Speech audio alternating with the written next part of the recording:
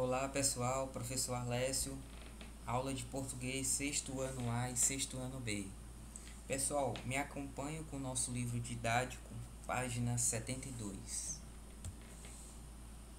Observe a charge a seguir, criada pelo cartunista francês Emmanuel Charroux.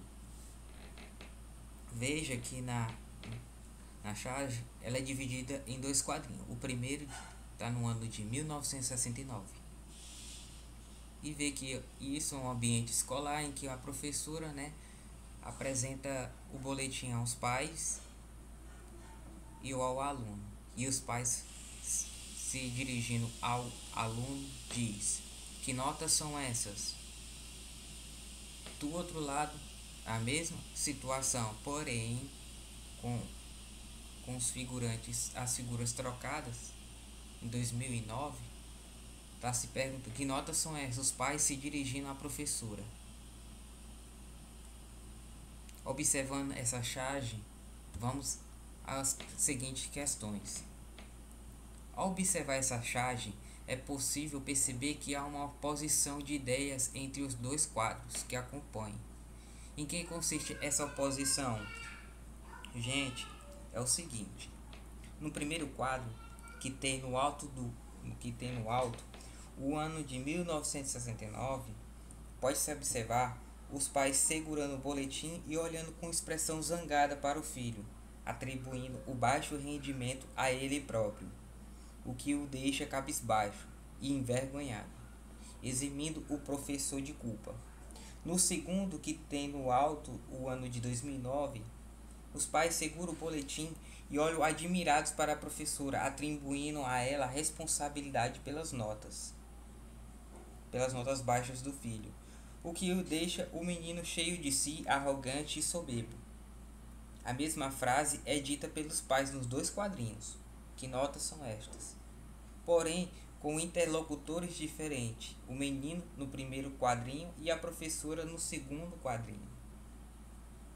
Então, a gente interpretando essa charge, a gente vê uma inversão de valores. Em 1969, a figura do professor era um pouco mais respeitada e os pais procuravam ver o que estava de errado com os filhos. Já em 2009 e até hoje, de 2009 para cá, nessa idade contemporânea mais atual, essa inversão de valores existe. Os pais agora, em vez de perguntar ao seu filho, ele pergunta ao professor, achando que o professor é o responsável por aquelas notas, sendo que a primeira educação que a gente recebe é dentro de casa. Letra B. Se fosse pedido a você que acrescentasse um terceiro quadro a essa charge, refletindo a mesma situação mostrada, porém considerando os dias atuais, como estariam retratados os pais, o aluno e o professor? Eu, na minha humilde opinião, seria igual à realidade de 2009. Hoje os pais, não vou falar todos, mas a maioria hoje, eles percebem que eles jogam a responsabilidade para cima do professor. Infelizmente a maioria tá assim, não vamos generalizar. Tem ótimos pais que educam seus filhos e os seus filhos correspondem, tanto dentro de casa como no ambiente escolar. A letra C é uma pesquisa para fazer em sala de aula, em grupo, então a gente não vai falar sobre isso. Vamos passar para a página 73. 2. Agora observe a imagem. Veja que na imagem aqui há uma professora dentro da biblioteca com seus alunos. Parece que ela está lendo um livro e todos estão com a atenção voltada para ela. Letra A. Descreva a cena retratada nessa imagem. É como eu falei. Os alunos, têm toda a atenção na professora, parece que ele está num ambiente, numa biblioteca, em que ela está lendo o livro para eles. Letra B. Em sua escola, atividades como a retratada costumam acontecer? Se sim, e quais locais? É uma pergunta pessoal, mas eu acredito que na escola Cirilo Joaquim aconteça isso. Não só no ambiente da biblioteca, em outras salas, no pátio. Isso deve acontecer. Letra C. Em sua opinião, ouvir histórias e discutir assuntos que interessam a turma em atividades coletivas, como rodas de conversa, possibilita a aprendizagem? Explique. Embora seja uma pergunta pessoal, já está comprovado que atividades coletivas, explicações coletivas, num ambiente assim um pouco diferente da sala de aula que a gente tem no dia a dia, os alunos rendem mais. Tipo o professor ir pro pátio começar a falar sobre as plantas, a aula de biologia, você dá uma volta no colégio e falar que tipo de planta é essa aqui, o que é fotossíntese. Isso é um exemplo. Esse tipo de assunto, né? Essa forma de abordagem e diálogo rende um pouquinho mais, possibilita, expande a aprendizagem do aluno. Se eu fosse responder essa pergunta, seria essa a minha resposta. Agora vamos ver um pouquinho de praticar um pouquinho de leitura. Na página 73, a gente vai ler um texto de Viriato Corrêa, A Escola da Vida. Para quem já tivesse visto O Mundo,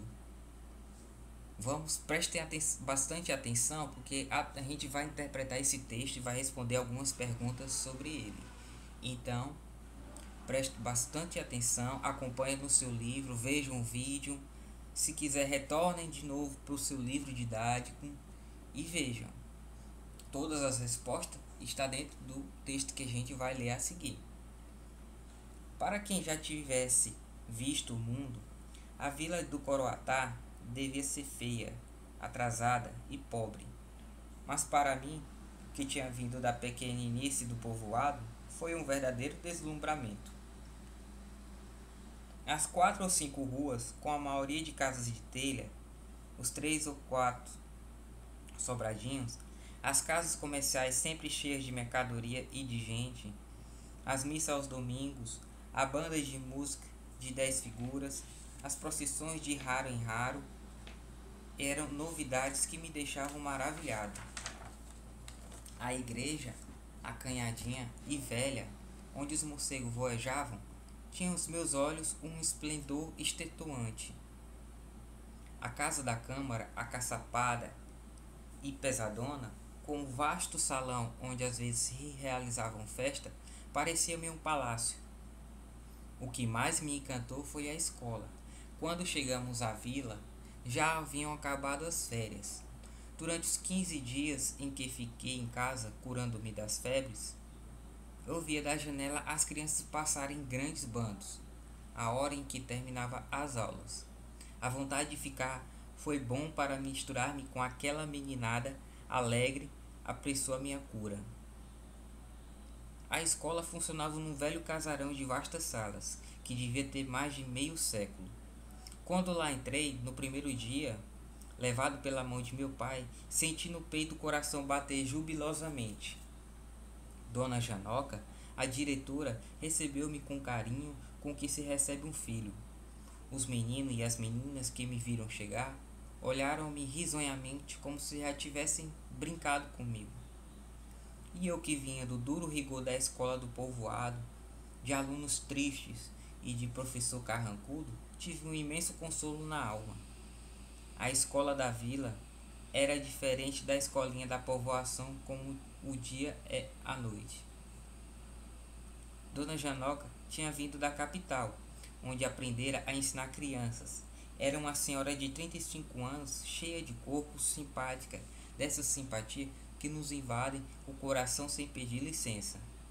Havia nas suas maneiras suaves em que um quê de tanta ternura que nós, às vezes, a julgava nossa mãe.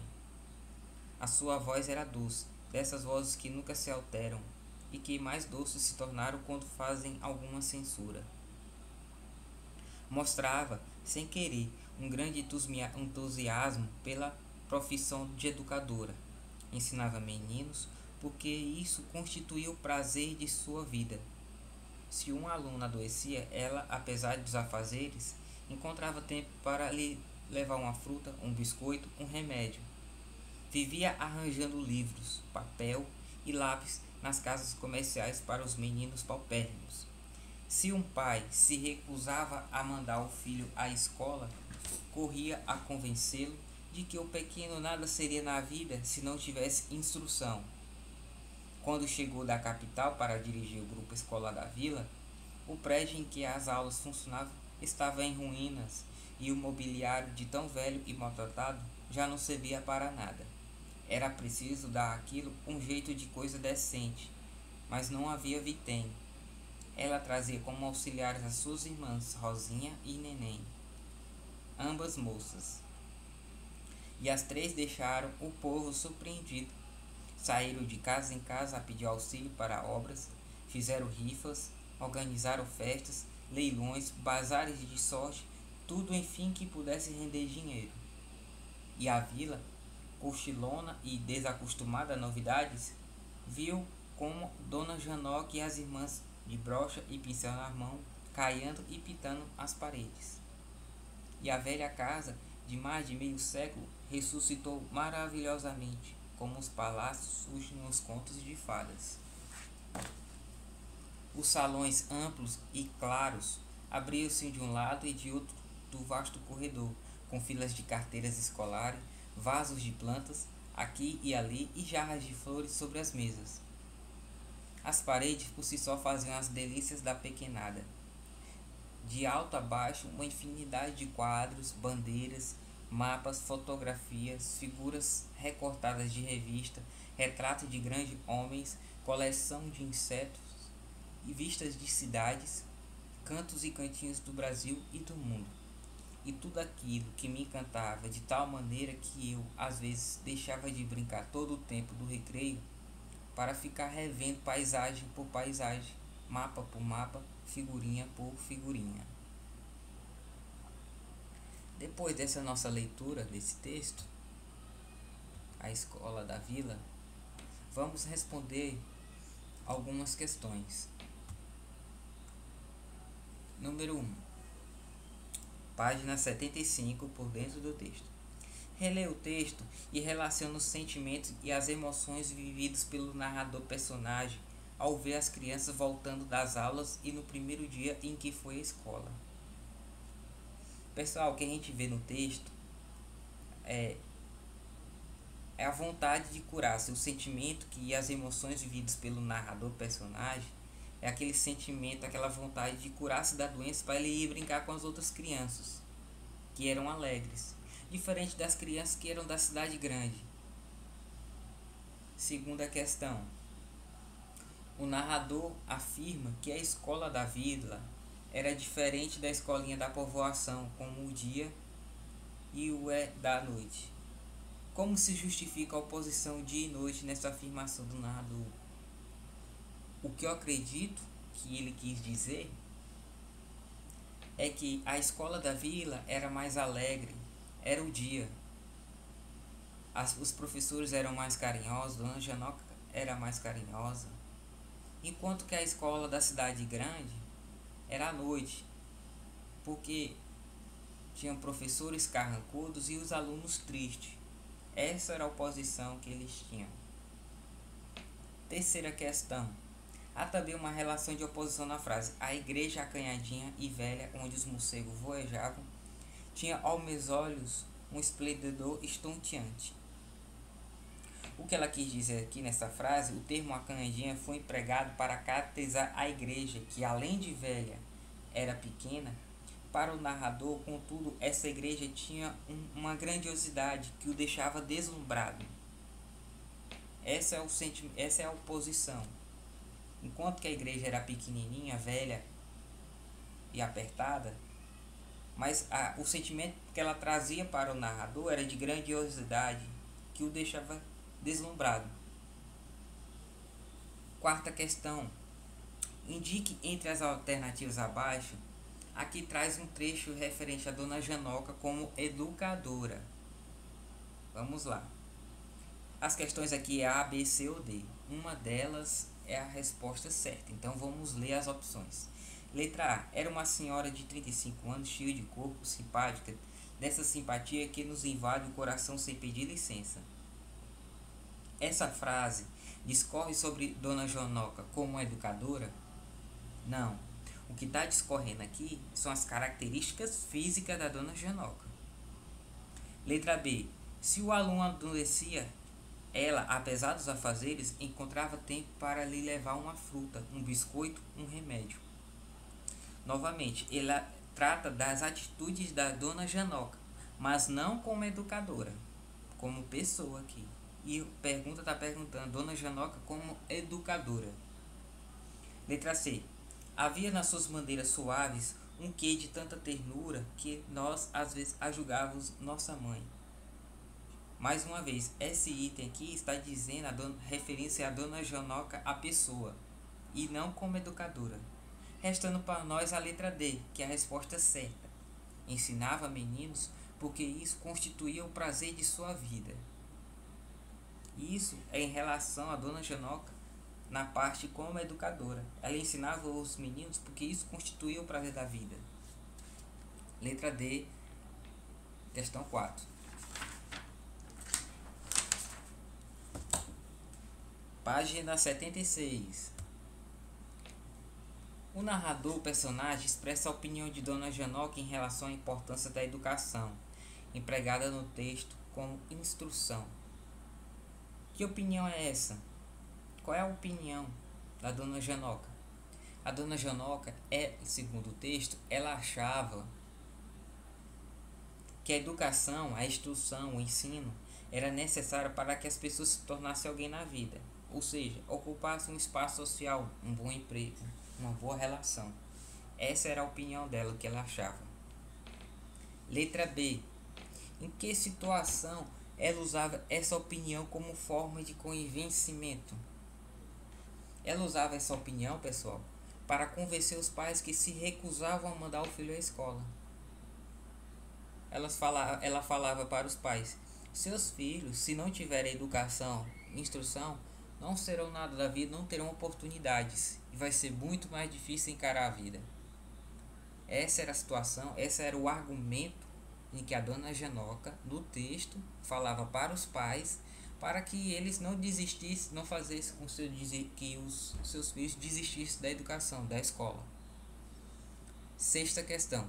Porque ao final do texto o narrador afirma que as paredes por si só faziam a delícia da pequeninada. Porque era inteiramente decorado com quadros, bandeiras, mapas, fotografias, figuras recortadas de revista, retratos de grandes pessoas, coleção de insetos, vistas e cidade. Era isso que causava o sentimento no autor, no narrador autor. Era isso que abrilhantava ele, que fazia referência a situações em que maravilhava ele. Então, essa é a nossa resposta. Ao final, o narrador afirma que as paredes, ele queria dizer que elas eram enfeitadas, que eram bonitas, cativavam. Enquanto que na escola da cidade grande, em que ele tinha lá, provavelmente não tinha. E isso cativou. Continuando. Linguagem do texto. Página 76. Leia o trecho abaixo extraído do texto. Quando chegou da capital para dirigir o grupo escolar da vila, o prédio em que as aulas funcionavam estava em ruínas e o mobiliário, de tão velho e maltratado, já não servia para nada. Era preciso dar àquilo um jeito de coisa decente, mas não havia vitém. Letra A. A que se refere o pronome destacado no trecho acima? O pronome destacado aqui é aquilo. O que ele queria dizer em relação a isso? Ao que se refere o pronome aquilo no trecho acima? Ele estava se referindo ao prédio onde funcionava a escola, que era um prédio que estava caído, velho e maltratado. Não servia para nada. Letra B. Com que objetivo o pronome aquilo foi empregado nesse parágrafo? Pessoal, uma coisa interessante. Por que o pronome serve para aqui? O pronome é uma classe gramatical que a gente vai ver posteriormente. O pronome serve para substituir ou acompanhar nomes. Nesse caso aqui, ele foi empregado aquilo para a gente não ficar repetindo. Em vez de eu botar o prédio antigo, era preciso dar ao prédio antigo um jeito de coisa decente. Em vez de ele usar a palavra prédio antigo, ele usou o pronome aquilo para não ficar repetitivo o texto, porque na nossa língua culta, na linguagem certa, curta, você não pode ficar repetindo mais de duas palavras no mesmo estrofe. Então, para dar um caráter mais culto, mais certo, correto e formal, a gente usa o pronome para não ficar repetindo certas palavras, para não ficar cansativo e chato aquele texto. Então, o objetivo do pronome naquilo era a não repetição do termo prédio antigo.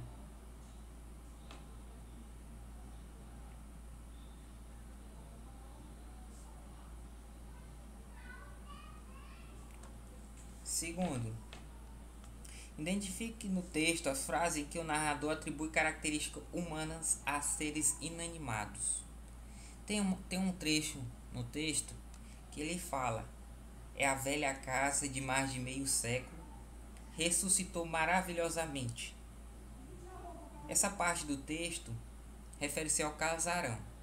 Ele diz que o casarão ressuscitou maravilhosamente. Quem ressuscita, gente? Desde quando casa ressuscita? A outra parte, as paredes por si só faziam as delícias da pequenada. As paredes não fazem nada, são imóveis, são inanimadas. Então, está dando característica humana a seres inanimados. Essas são as partes do texto em que o narrador atribui as características humanas a seres inanimados. Terceiro, releia esse trecho. E a vila, cochilona e desacostumada a novidades, viu com pasmo Dona Janoca e as irmãs, de brocha e pincel nas mãos, caiando e pintando paredes. E a velha casa, de mais de meio século, ressuscitou maravilhosamente, como os palácios surgem nos contos de fada. Ao empregar a palavra vila e a expressão cochilona e desacostumada a novidades, a quem o narrador está se referindo? Quando ele fala cochilona e desacostumada a novidades, ele está falando da população que morava naquele lugar, as pessoas daquele lugar, daquela vila. Letra B. Em sua opinião, o que ele quis expressar a empregar essas expressões? A minha resposta pessoal como professor, eu acredito que ele quis dizer que a cidadezinha era pacata, tranquila. Não era acostumada às novidades, as coisas novas. Então aquela atitude da professora de sair de porta em porta pedindo ajuda para reformar, aquilo dali era uma coisa inédita, que nunca tinha acontecido na região. Por isso que quando ele dá esses adjetivos, cochilona, que era uma coisa pacata, calma, e desacostumada às novidades, ele quis se expressar dessa forma,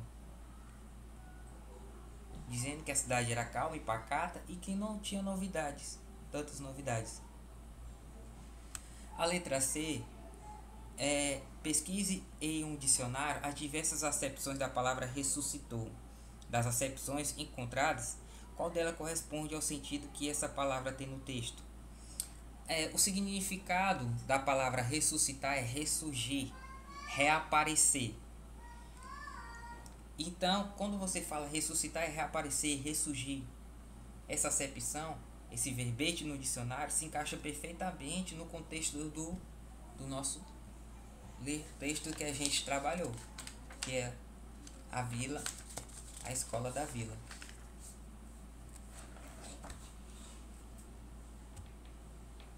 A gente vai ver agora, pessoal, uma classe gramatical que a gente já viu adjetivo e substantivo, né?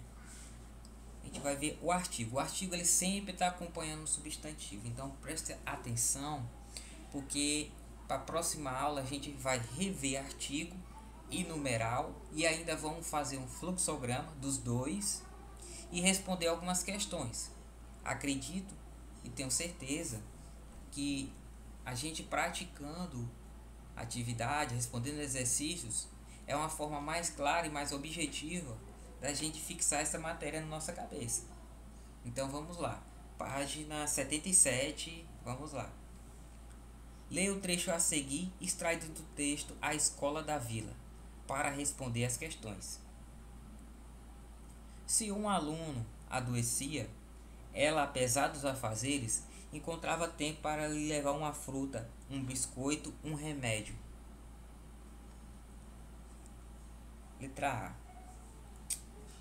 Ao empregar a palavra antes do substantivo aluno, o narrador faz referência a algum aluno em especial ou faz referência geral a qualquer aluno que se encontrasse na situação relatada. A gente percebe que aqui é um artigo. Ele faz referência não a um aluno especial, mas a um grupo em geral, a qualquer aluno. Então, a resposta para nós, a intenção é mostrar que a resposta da letra a intenção é mostrar que o narrador faz uma referência geral, ou seja, que Dona Janoca cuidava de qualquer aluno que se encontrasse doente. Letra B. Analise também o emprego do termo antes do substantivo biscoito e remédio. Da mesma forma que a letra A, quando ela fala um biscoito, um remédio, se refere a qualquer biscoito ou a qualquer remédio. Ele não está se referindo a um ser em especial. O emprego da palavra diante desse substantivo faz com que eles estejam empregados de forma geral, sem especificação de qualquer um deles. Questão número 2. Agora releia a frase a seguir. Dona Janoca, a diretora, recebeu-me com carinho com que se recebesse um filho.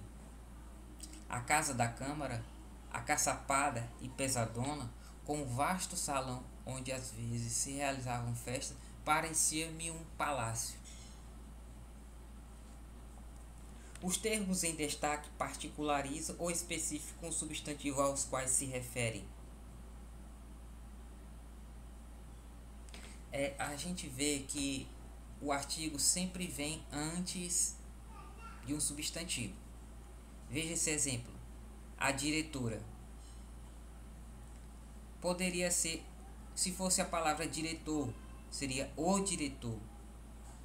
Da mesma forma, a casa da câmara, como o prédio da câmara, o vasto salão, ou grande salão. Então, a gente vê aqui que o artigo está particularizando esse substantivo. Agora, se eu falasse uma diretora me deu nota vermelha, a gente vê pelo artigo uma diretora, a gente vê que é qualquer diretora. Mas quando eu coloco a diretora, é a minha diretora, eu estou especificando, eu estou particularizando. Então, espera-se que os alunos percebam que os artigos definidos, que a gente vai ver daqui a pouco, que os artigos definidos são o, a, os, as.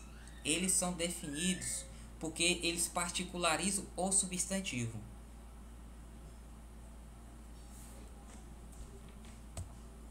Veja, as palavras. Veja, as palavras o, a, os, as, uma, uns e umas, que antecede um substantivo no singular ou plural, no masculino ou feminino, são chamadas de artigos. Então, qual o objetivo do artigo? Eles particularizam o substantivo, acompanham, determinam o substantivo. Os artigos que particularizam os substantivos são denominados artigos definidos. São eles o, a, os e as. Observe a frase. Os meninos e as meninas que me viram chegar olharam-me risonhamente como se já tivesse brincado comigo. Os artigos os e as especificam, particularizam o substantivo meninos e meninas, com quem o personagem se deparou no primeiro dia em que foi à escola da vila. Já os artigos que generalizam o substantivo são denominados de indefinidos. A gente não sabe a que eles estão se referindo.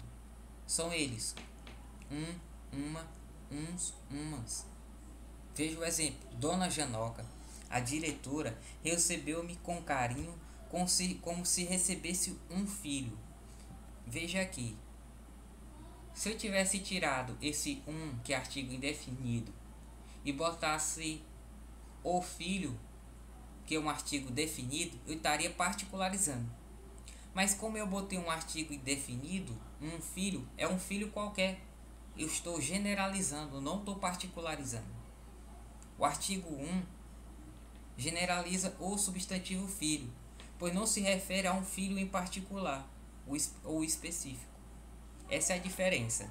Então, os artigos, eles são divididos em dois: os definidos e os indefinidos. Definidos: o, a, os, as. Indefinidos: uma, uns, umas.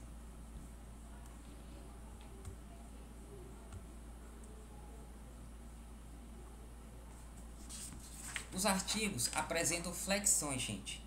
Se lembra que o substantivo, eles variam em gênero, número e grau? Os adjetivos também em gênero, número e grau? Os artigos, diferentemente deles, eles só variam em gênero e número, ou seja, no masculino ou feminino. Quando eu falo de gênero, masculino ou feminino, de número, singular ou plural.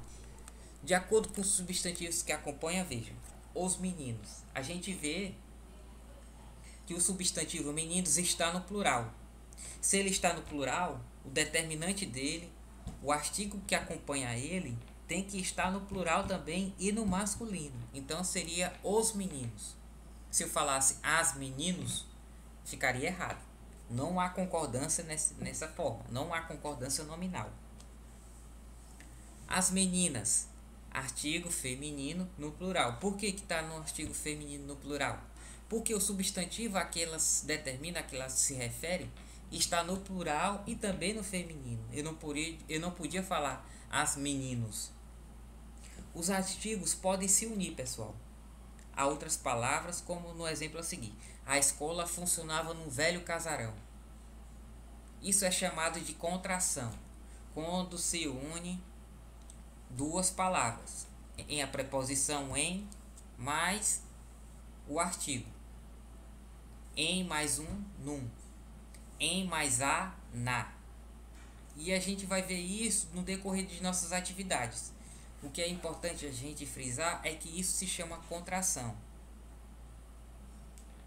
Um exemplo de contração aqui é a palavra num, que é a junção da preposição em mais o artigo indefinido um, que em mais um se torna num. Terceiro, leia as frases a seguir, identifique a união do artigo com outras palavras, como no exemplo que você acabou de ver. Vamos praticar aqui. Letra A. Havia nas suas matérias suaves um quê de tanta ternura que nós às vezes a julgávamos nossa mãe. Veja, havia nas suas memórias. Nas, em, a junção, a contração da preposição em, mais o artigo definido as, em mais a, nas suas maneiras suaves, um quê de tanta ternura que nós às vezes a julgávamos nossa mãe. Letra B. Dona Janoca tinha vindo da capital, onde aprendera a ensinar crianças. Veja que aqui já a contração nessa parte aqui. Dona Janoca tinha vindo da capital. É a preposição de mais a que faz o da. Novamente, junção, preposição mais artigo. Nesse caso, o artigo aqui é um artigo definido. Letra C. Quando chegamos à vila, já havia acabado as férias. Quando chegamos, quem chega a vila. A gente vê que há um fenômeno aqui chamado crase, que é a junção de uma preposição mais artigo. São os dois a. Como Como foneticamente a gente quase não dá para perceber, mas gramaticamente escrito, a gente percebe que não pode haver a junção de dois A quando chegamos à vila. Não pode, é errado.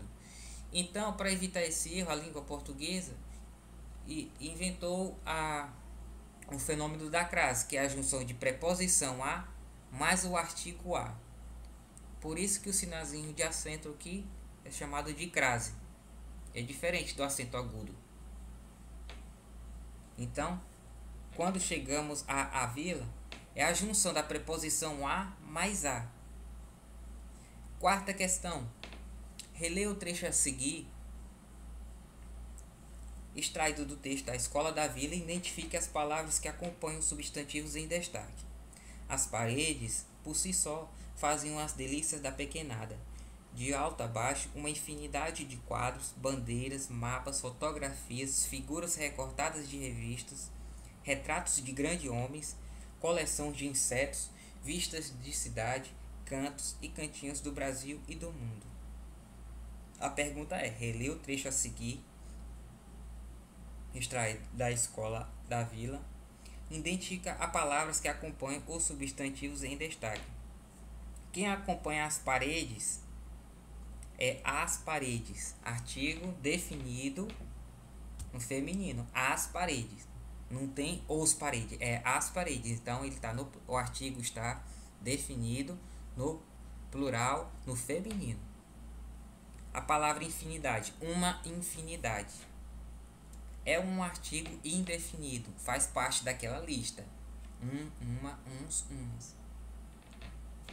Brasil. Quando eu falo cantos e cantinhos do Brasil, quando eu falo do Brasil, vejo que a contração, a junção de mais o. Cantinhos de o Brasil. Aqui a preposição de mais o artigo o. O artigo o é o que? É artigo definido e no masculino. Da mesma forma é o mundo, do mundo, de a preposição de mais o artigo o. Artigo definido no masculino. Não existe da Brasil, da mundo. Não existe, gente. Isso se chama colocação pronominal. Então, resumindo, artigos podem ser artigos definidos e indefinidos. Definidos: o, a, os, as. Indefinido: uma, uns, umas. Os artigos, eles se flexionam? Sim, mas somente em gênero e número. Gênero é o quê? Masculino ou feminino. Número: singular ou plural. A gente tem que estar prestando atenção porque o artigo sempre acompanha o substantivo. Se o substantivo estiver no plural, o artigo vai estar no plural. Se ele está no feminino, o artigo também tem que estar no feminino. E vice-versa. Se estiver no masculino, também tem que estar no masculino. Isso se chama o quê? Concordância nominal, que a gente vai ver nas aulas posteriores. Na próxima aula, nós vamos recapitular um pouquinho mais de artigo, vamos ver numeral, nova classe gramatical, vamos fazer a atividade dos dois e vamos fazer os fluxogramas dos dois também, tá? Então, pessoal, até a próxima aula. Revejam nossa aula e tentem rever as explicações também no seu livro didático, né? Hoje a aula foi da página 72 até a página 78. Até a próxima.